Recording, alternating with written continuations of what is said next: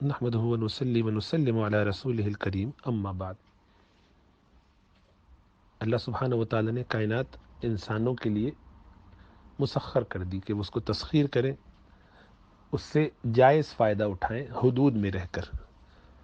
مچھلی کا شکار کرنا یا کسی جانور کا شکار کرنا شرعی قوانین کے ساتھ اور ملکی قوانین کی بھی پابندی کرتے ہوئے جائز بھی ہے، بلکہ بعض حالات میں مستحب ہے، کئی انبیاء کی سنت بھی رہی ہے، تو اس میں کوئی مذائقہ نہیں ہے۔ اس میں یہ دیکھا جائے کہ ہماری ذات سے اس میں کسی کو ناحق تکلیف نہ ہو، کسی جانور کو بھی۔ لیکن جب آپ کوشش کریں اور تیر یا تلوار یا بندوق یا جو شکار کرنے کے لیے ہک وغیرہ لگائے جاتے ہیں، مچھلی کے شکار کے لیے بالخصوص کوئی آنکڑا ڈالا جاتا ہے، نیٹ جال وغیرہ بچھایا جاتا ہے، تو اس میں بعض جانوروں کو ظاہری بات ہے بلا ضرورت، بلا وجہ اور انجانے میں تکلیف ہو جاتی ہے۔ یہ تکلیف مستثنا ہے، اس میں آپ مکلف نہیں ہیں، اس پر آپ سے سوال نہیں ہوگا۔ آپ اس میں اگر شریعت کے حقوق یا حدود کو پامال کرتے ہوئے اذیت دینے کے لیے پکڑ رہے ہیں، شکار اس لیے کر رہے ہیں کہ بس جانور شکار کریں گے اس کو پھینک کے نکل جائیں گے، اس کی ضرورت نہیں ہے، کھانا نہیں ہے، شوقیہ کر رہے ہیں، وہ لا کے اپنے پاس استعمال نہیں کریں گے، بلکہ ایک عادت بنا لی ہے، شکار کرتے ہیں، جانور کو پھینک دیتے ہیں، اٹھ کے آ جاتے ہیں۔ تو یہ تو بہت ہی مکروہ اور ناپسندیدہ کام ہے۔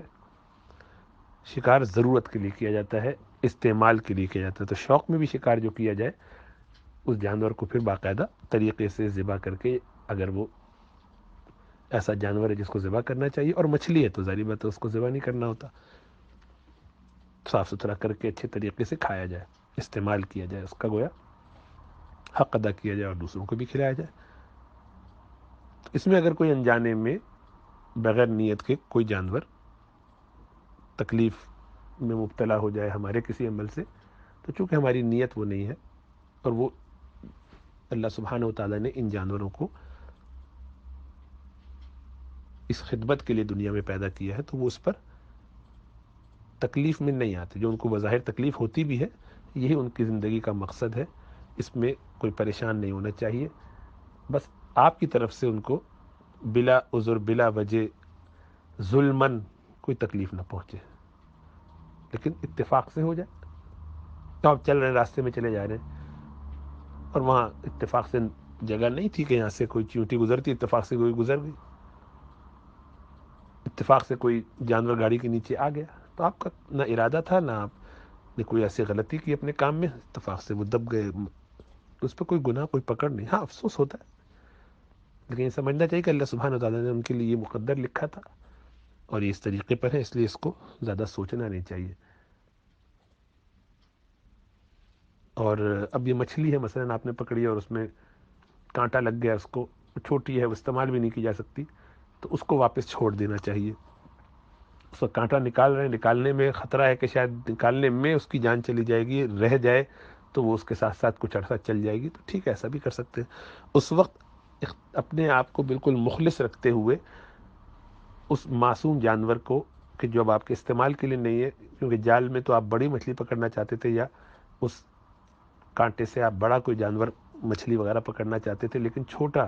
کوئی بچہ وغیرہ آ گیا، بالکل چھوٹی قسم کی مچھلیاں آ گئی جو استعمال کی نہیں ہے، اور یا قانونی طور پر ان کی اجازت نہیں، تو بس ان کا کانٹا نکال کے چھوڑ دیا،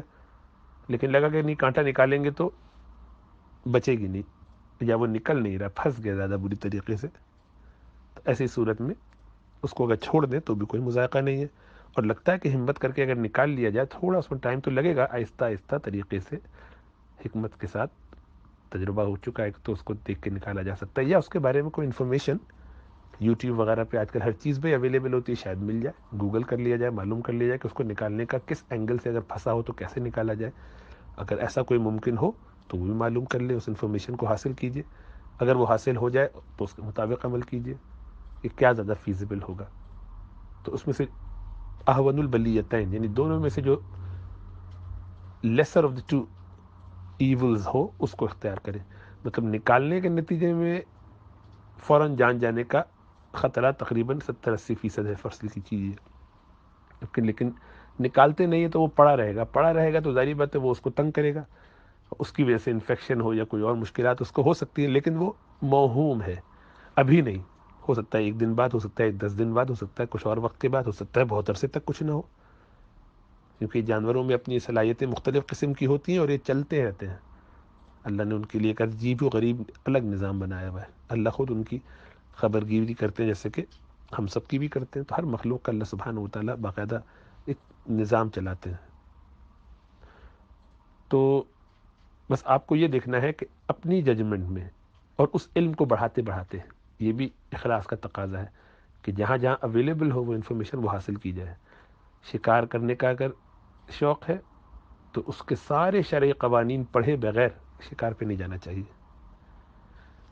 دینی سارے مسائل معلوم کرے، قانون کے جتنے مسائل ہیں وہ سب معلوم کرے. وہ تو کرتے ہیں باہر رہنے والے، مغرب میں رہنے والے. ہمارے ممالک میں اس کی رعایت کوئی نہیں کرتا، کوئی پوچھتا نہیں، لیکن کرنی چاہیے. وہ سب معلومات کیجیے، اور اس میں اگر کوئی مسئلہ آئے تو اس میں کیا کرنا چاہیے اس کا علم حاصل کیجیے، اور باقاعدہ جو اس کے ایکسپرٹس ہیں ان سے پوچھیے کہ بھئی ایسا ہو جائے تو کیا کیا جا سکتا ہے. اس کے باقاعدہ فورمز ہوں گے آن لائن، تو ان میں جائیے، ان سے پوچھیے، تو وہ آپ کو ایڈوائز کریں گے ایسی صورت میں کیا کیا جائے. دینی حساب سے اس میں کوئی قباحت نہیں ہے، وہ چیز جو آپ کی ججمنٹ میں بہتر ہو وہ کر لیں. لیکن جیسا عرض کیا، ہم تو ظاہر بات نہ شکاری ہیں، نہ شکار کیا زندگی میں کبھی دیکھا بھی نہیں، تو معلوم نہیں ہے کہ اصل میں کیا ان کے لیے، اس مچھلی کے لیے جو خاص قسم کی ہو یا جو اس علاقے میں پائی جاتی ہے اس کے لیے کیا آپشن بہتر ہوگا. تو وہ ان کے ایکسپرٹ سے معلوم کرنا چاہیے، یہ بھی اس کے تقاضے میں سے ہے. تو انشاءاللہ وہاں معلوم کیجئے، فورم سے دیکھیے، انشاءاللہ تعالیٰ کوئی نہ کوئی اس کا جواب اچھا مل جائے گا. تو جیسا وہاں ایڈوائز کیا جائے ایکسپرٹس کی طرف سے اس کے مطابق چلیے. اللہ اپنا فضل فرمائے.